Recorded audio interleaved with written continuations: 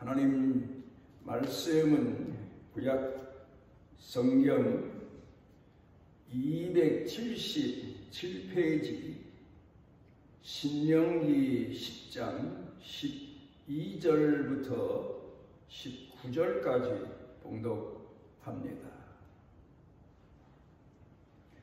이스라엘아, 네 하나님 여호와께서 네게 요구하시는 것이 무엇이냐? 곧 네 하나님 여호와를 경외하여 그의 모든 도를 행하고 그를 사랑하며 마음을 다하고 뜻을 다하여 네 하나님 여호와를 섬기고 내가 오늘 네 행복을 위하여 네게 명하는 여호와의 명령과 규례를 지킬 것이 아니냐? 하늘과 모든 하늘의 하늘과 땅과 그 위의 만물은 본래 네 하나님 여호와께 속한 것이로되 여호와께서 오직 네 조상들을 기뻐하고 그들을 사랑하사 그들의 후손인 너희를 만민 중에서 택하셨으니 오늘과 같으니라. 그러므로 너희는 마음의 할례를 행하고 다시는 목을 곧게 하지 말라. 너희의 하나님 여호와는 신 가운데 신이시며 주 가운데 주시요 크고 능하시며 두려우신 하나님이시라. 사람을 외모로 보지 아니하시며 뇌물을 받지 아니하시고 고아와 과부를 위하여 정의를 행하시며 나그네를 사랑하여 그에게 떡과 옷을 주시나니 너희는 그 나그네를 사랑하라. 전에 너희도 애굽 땅에서 나그네 되었음이니라.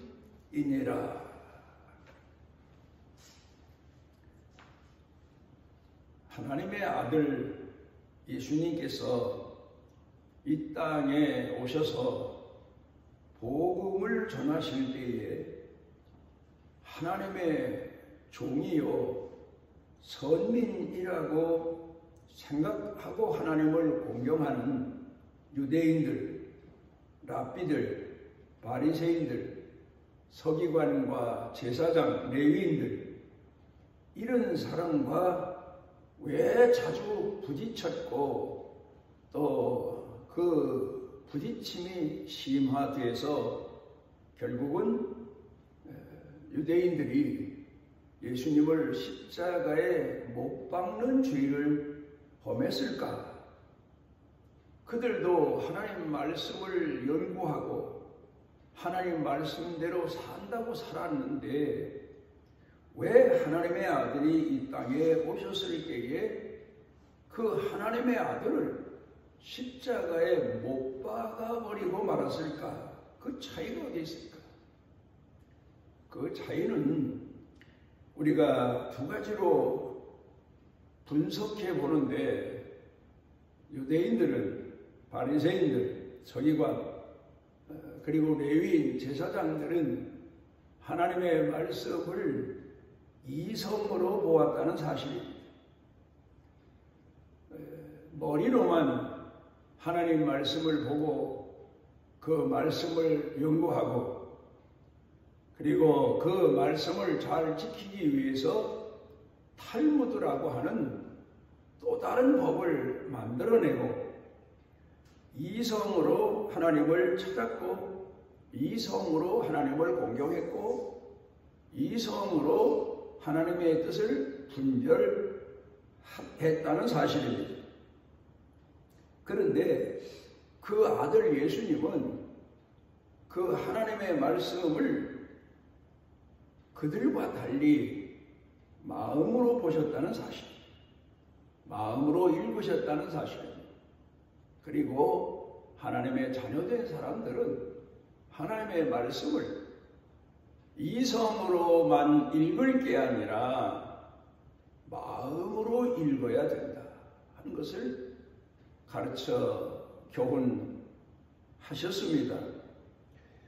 그래서 그 하나님 말씀을 마음으로 읽고 마음으로 깊이 새기고 그리고 하나님을 공경하는 마음을 쏟을 때에 비로소 하나님 마음에 맞는 사람으로 살아갈 수 있다는 사실을 죄인들에게도 가르쳐 주셨고 또 제자들에게도 가르쳐 주셨고 오늘도 우리에게 가르쳐 주시고 계십니다. 우리 기독교 역사를 놓고 보게 되면 제일 우리가 관심을 두고 연구하거나 혹 생각하는 시대가 종교개혁 시대입니다.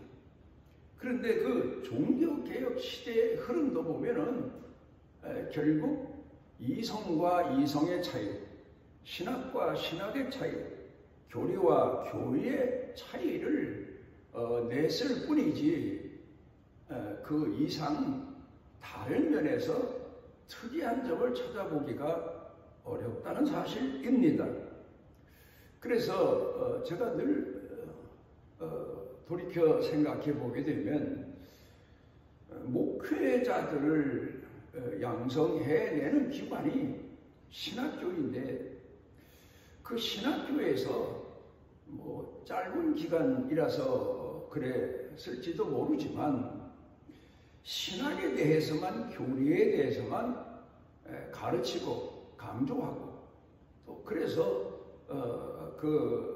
교회 지도자들을 양성해내니까 목회 현장에 나와서도 결국 신학적인 문제, 교리적인 문제, 이성적인 문제에 대해서만 예민하게 성도들을 이끌고 가르치고 그러다 보니까 신학적인 차이, 이성의 차이, 그 차이로 인해서 얼마나 많은 교단들이 하나님을 바로 공경한다는 마음을 가졌음에도 불구하고 발생하게 되는지 모릅니다. 중요한 것은 어떤 교단, 어떤 신학을 가지고 하나님을 공경하든 그것보다 더 중요한 것이 바로 하나님을 공경할 때에 하나님 말씀을 읽을 때 하나님 말씀을 들을 때 하나님 말씀으로 행할 때에 마음이 얼마나 중요한가, 사랑이 얼마나 중요한가, 하나님 공경하는 믿음이 얼마나 중요한가 하는 사실을 잊어서는 안 됩니다. 창세기 3장 끝절인 24절에 가서 보게 되면 에덴 동산에서 아담과 하와가 하나님께서 금하신 선악과를 따먹고 범죄함으로 하나님께서 찾아오셔서 그들에게 가죽옷을 지어 입히시고 그리고는 그 에덴 동산에서 내보내십니다. 그런데 24절을 읽어보게 되면 에덴 동산에서 쫓아내셨다 그렇게 기록되어 있습니다. 물론 전반절에 보게 되면 내보내신다는 말씀이 기록되어 있기는 합니다만은 쫓아내셨다. 그 말씀을 묵상해 보니까 이 말씀을 기록한 모세가 하나님께서 행하신 일에 대해서 쫓아내셨다는 단어를 쓴 걸 보면 죄를 지었기 때문에 죄를 지어서 죄를 짓지 않았으면 에덴 동산에서 영원히 살 수가 있었는데 죄인이라서 하나님이 쫓아내셨다. 아주 강한 말을 사용하지 않았을까. 그런데 그 내용을 읽으면서 묵상해 보게 되면 그때 하나님의 심정이 어떠하셨을까. 방자가 아버지에게 하루는 떼를 쓰기 시작합니다. 아버지께서 내게 상속해 주실 재산을 내게 주십시오. 내가 먼 나라에 가서 장사해서 아버지보다 더 엄청난 많은 부를 축적할 수 있습니다 하고 떼를 씁니다. 그러자 아버지가 할 수 없이 그 아들 요구대로 그에게 많은 상속되는 재산을 물려주고 그가 먼 나라에 가게 했는데 그때 아버지 마음은 어땠을까? 아버지 마음은 아들이 아버지를 떠난다는 데 대해서도 사랑하는 아들을 멀리 두고 사는 부모의 마음이라 마음이 아프고 고통스러우셨겠지만 그 철부지 아들이 그 많은 재산을 가지고 먼 나라에 가서 얼마나 잘 관리할까 아무리 봐도 그 아들이 그 재산을 잘 관리할 것 같지가 않습니다. 집 나가면 고생이라고 아버지 집을 떠나가면 믿을 사람도 없고 많은 사람들에게 이용도 당할 거고 그런 그 아들을 생각하면서 아버지가 그 아들이 나갈 때 얼마나 마음 가운데 근심하고 걱정하시고 마음 아파하시고 괴로워하셨을까 하는 생각을 해봅니다. 에덴 동산에서 하나님께서 아담과 하와를 내보내신 이유가 하나님의 마음은 처음 창조 때처럼 에덴 동산에서 땀 흘리지 않고 해산의 고통을 겪지 않고 그리고 자녀 낳고 행복하고 그 동산에서 잘 사는 게 부모의 마음, 하나님의 마음이었는데 범죄하고 나니까 하나님께서 어쩔 수 없이 에덴 동산에서 내보내시면서 얼마나 마음 아파하셨을까, 얼마나 탄식하셨을까, 얼마나 괴로워하셨을까. 왜냐하면 그들이 나아가서 겪어야 하는 고난을, 고통을 너무도 뻔히 보시고 계셨기 때문입니다. 그런데 왜 내보내셨을까? 그래야만 그들이 진정한 사랑의 의미가 뭐고 진정한 아버지의 마음이 어떤 마음이고 그 진정한 하나님께서 원하셨던 뜻이 무엇인가를 헤아릴 수 있기 때문입니다. 그리고 인간과 인간의 사랑도 평탄하고 배부르고 풍족할 때보다 고난당할 때 고난을 통해서 그 사랑이 더 깊어질 수밖에 없이 되기 때문에 하나님께서 에덴 동산에서 아담과 하와를 내보내셨다고 생각이 되어집니다. 그런데 모세는 사건을 기록할 때 이성적인 측면에서 하나님이 에덴 동산에서 아담과 하와를 쫓아내셨다. 아마 그렇게 기록하지 않았을까? 모세 제자들이라고 자처하는 유대인들, 바리새인들, 서기관들, 레위인들, 제사장들은 아마도 그 내용이 타당한 내용이라고 생각했을지 모릅니다. 죄를 지은 사람을 쫓아내는 건 당연한 일이다. 이성적인 면에서 그렇습니다. 그러나 그 부모된 아버지, 어머니의 마음은 예를 들어 법을 어겼을지라도 내보낼 때 그 심정이 얼마나 괴롭고 아프고 고통스러웠겠습니까? 그러면서 나가서 제발 고난을 통해서라도 땀 흘림을 통해서라도 해산의 고통을 통해서라도 사랑이 무엇인가를 알고 진정한 하나님의 뜻이 무엇인가를 헤아리고 하나님을 공경하는 신앙이 성숙해 가기를 바라셨기 때문이라고 생각이 되어집니다.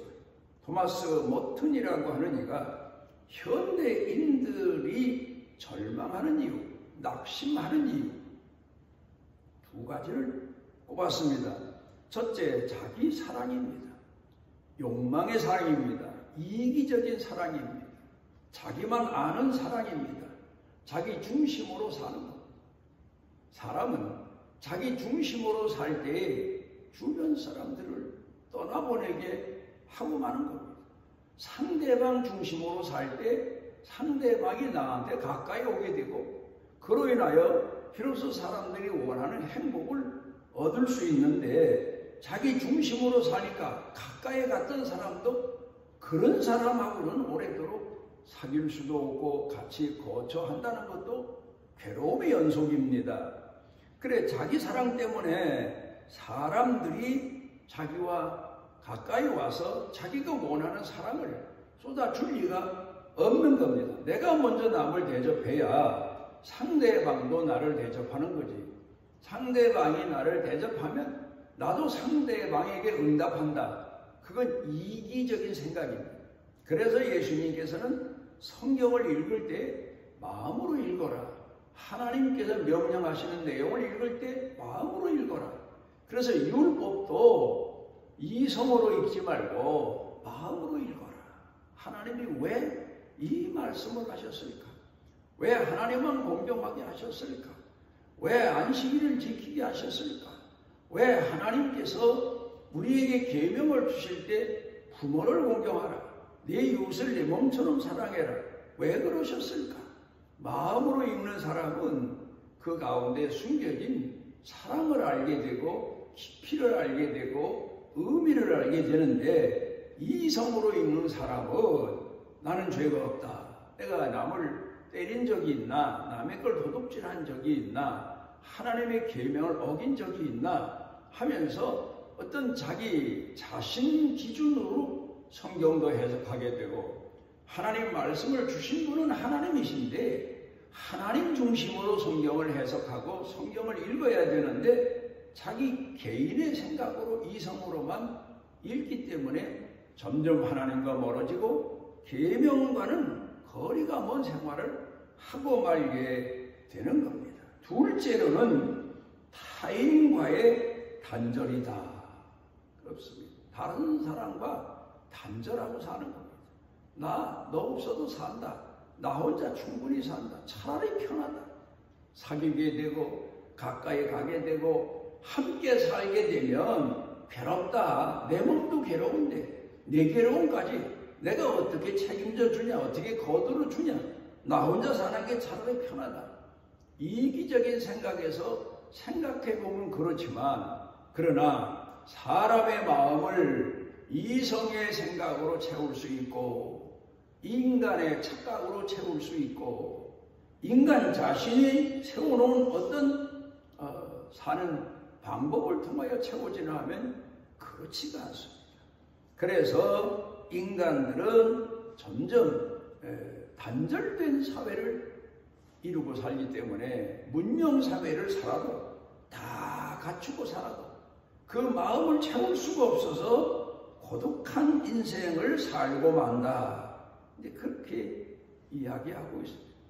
다른 사람과 관계 속에 산다는 게 선한 사람, 훈련된 사람, 깊은 사랑을 가진 사람이면 나도 행복하고 감사하고 내 마음에 잊었던 사랑도 회복이 되지만, 죄인과 상대하고 살 때, 바로 되지 못한 사람과 함께 살 때에 옳은 생각, 옳은 기준을 갖지 않고 사는 사람과 함께 살 때 그 마음이 겪는 고난이, 고통이 얼마나 큽니까?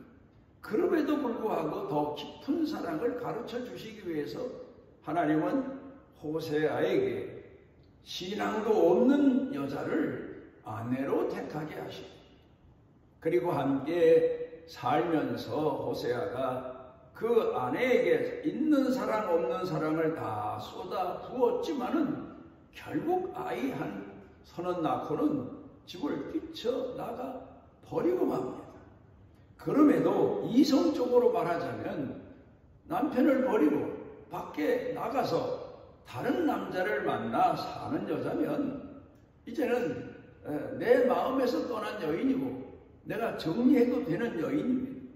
그런데 하나님을 공경하는 하나님의 사랑을 본받고 살려고 몸부림치며 사는 호세아는 그 여인을 포기치 못해서 하나님 사랑하는 마음을 가지고 그 여인을 보니까 불쌍한 생각이 들어서 그 여인 때문에 얼마나 고민하고 기도했을까. 그러자 하나님께서는 호세아에게 그 여인의 몸값을 가지고 가서 지불하고 그 여인을 데려다가 아내로 함께 살아라. 그게 사랑의 완성이고 그게 바로 성경에서 가르쳐 교훈하고 계신 할례의 의미다. 깊은 뜻을 놓고 보면 그런 뜻이 포함되어 있는 겁니다. 왜 하나님께서 아브라함의 자손들에게 할례를 행하라고 했을까? 그건 바로 진정한 고통을 통해서 사랑은 더 깊어지고 더 진실해지고 더 연단되어지고 단련되어지고 순수해지기 때문이라고 하는 사실을 우리가 생각해 봅니다. 그래 오늘 성경 본문 가운데 보게 되면 이스라엘 백성들에게 16절에 그러므로입니다. 지금까지 쭉 하나님 공경에 대해서 이웃사랑에 대해서 말씀을 하시고 그리고는 그러므로 종합해서 너희는 마음의 할례를 행하고 다시는 목을 곧게 하지 말라. 마음의 할례, 그건 바로 예수님께서 가르쳐 주신 십자가입니다. 이스라엘 백성들을 하나님이 얼마나 사랑하시나 하면 그 죄값까지 하나님이 그 아들에게 주신 자리, 백성들 몰상식하고 반역하고 하나님을 욕되게 하는 그런 이스라엘 백성들의 죄를 다 담당하시고 물어내시기 위하여 십자가를 지시는 일, 그게 바로 마음의 할례란 말입니다. 그래서 사랑도 그렇습니다. 더 성숙한 사랑을 하기 위해서는 성숙한 사람으로 사랑을 완성하기 위해서는 아픈 사람, 고통스러운 사람, 할례를 행하면 구약성경 가운데도 보면 세겜 땅에서 그 야곱의 아들들이 자기 여동생이 강간을 당하자 세겜 그 종족들에게 할례를 행하면 우리가 너희와 통혼하고 함께 살겠다. 그건 하나의 그들을 속이기 위한 방법이지만 할례를 그래서 행합니다. 그런데 할례를 행하고 얼마나 심한 고통이 오면은 며칠을 알아누우는 그런 사이에 그들을 습격해서 다 진멸하고 그리고 그 땅을 떠나는 내용이 나옵니다마는 할례라고 하는 것, 내 자신을 십자가에 못 박는 일이란 말입니다. 신약시대에 와서 바로 그겁니다. 마음의 할례, 그게 바로 자기 자신을 십자가에 못 박는 고통을 통해서 그가 거듭나는 사랑을 가지고 나아가서 결국 타락한 아내 고멜을 다시 집으로 데려오는 내용이 호세아의 중요한 부분입니다. 그래서 예수님께서도 십자가를 지고 마음의 할례를 행하고 나를 따르라. 그래야 사랑을 완성할 수 있다. 하나님 사랑을 터득할 수 있고 내 자신이 이 땅에서 사랑하는 사랑을 분명 성공할 수 있다는 의미에서 누누이 당부에 가르쳐 교훈하신 겁니다. 오늘 본문 말씀으로 다시 돌아가 봅니다. 하나님이 가르쳐 주신 것, 그게 바로 뭔가 하면 하나님을 경외하며 하나님을 공경하며, 요새는 시대가 사랑이란 말이 다 그냥 하나님에 대해서도 이웃에 대해서도 젊은 청춘들이 상대방에 대해서도 공통적인 사랑이란 말로 통용되고 있지만 분명 차이가 얼마나 큰지 모릅니다. 공경하는 사랑, 공경하는 믿음, 공경하는 마음, 높이는 마음, 나보다 더 소중하게 여기는 마음, 더 나는 비교도 안 되는 중요한 그런 분이 하나님이라고 하는 사실을 인식하고 하나님을 공경하는 마음, 그런 마음으로 하나님을 공경하라, 하나님을 섬겨라, 그렇게 말합니다. 그러면 그런 마음을 가지고 내 이웃도 사랑하면 십계명으로 돌아가서 보면 너희가 하늘의 별과 같이 하나님께서 큰 축복을 주시리라, 그렇게 가르쳐 교훈하시고 계십니다. 내 하나님 여호와를 섬기고 12절 가운데 말씀하고 있는데, 이 섬긴다는 말, 이 말은 헬라어로는 나트레오라고 하는 단어고 히브리어는 에페트라고 하는 단어인데, 이 단어의 뜻은 바로 예배입니다. 제사입니다. 희생입니다. 우리가 구약시대의 제사 내용을 돌아가서 보게 되면 양을 잡아서 피를 쏟고 그리고 그 양을 하나님께 제물로 드리는 희생의 제사, 예배도 그렇습니다. 사랑도 그렇습니다. 그러니까 우리가 예배드린다, 하나님을 기쁘시게 하는 진정한 예배는 내 자신의 마음을 십자가에 못 박는 겁니다. 내가 얼마나 죄인인가를 깨닫는 겁니다. 내 자신 마음에 할례를 행하는 겁니다. 그럴 때 하나님이 기뻐하신다. 구약시대의 요셉의 이야기로 돌아가 봅니다. 형제들에게 죽임을 당할 뻔하다가 그래도 어떤 한 형제가 나서서, 유다가 나서서 아버지 사랑을 독차지한 요셉을 죽이려는 형제들의 마음을 돌이켜서 애굽에 결국 이스마엘 상인들에게 노예로 팔려갑니다. 그리고 노예로 팔려가서 얼마나 많은 고난을 겪었습니다. 13년이라고 하는 세월을 얼마나 많은 시련을 겪었습니다. 귀공자처럼 살던 요셉이 말입니다. 그런데 하나님의 기적적인 은혜로 그가 총리가 됩니다. 그런데 그때 그를 찾아온 형님들을 보고 요셉의 마음이 어땠을까? 너희 집안 식구가 너희 원수가 되리라 예수님께서 말씀하신 것처럼 집안 식구가, 원수된 집안 식구가 찾아왔는데 그를 요셉이 마음을 돌이켜서 원수를 갚지 않고 사랑으로 대할 때 그 마음에 얼마나 할례를 행했겠나, 얼마나 갈등하고 얼마나 고민했나. 여러분도 살다가 어떤 가족에게나 남에게, 믿었던 사람에게 배신을 당했을 때 얼마나 고통스럽습니까? 그럼에도 그에게 사랑의 마음을 가지고 나아갈 때는 마음의 할례를 행하고 예수님처럼 죄인들을 구원하시기 위하여 아버지께서 주신 잔을 마신다는 뜻으로 희생하러 나가신 것처럼 그런 마음을 갖지 않으면 결코 사랑에 성공할 수 없고 잃어버린 상대방을 얻을 수가 없게 되는 겁니다.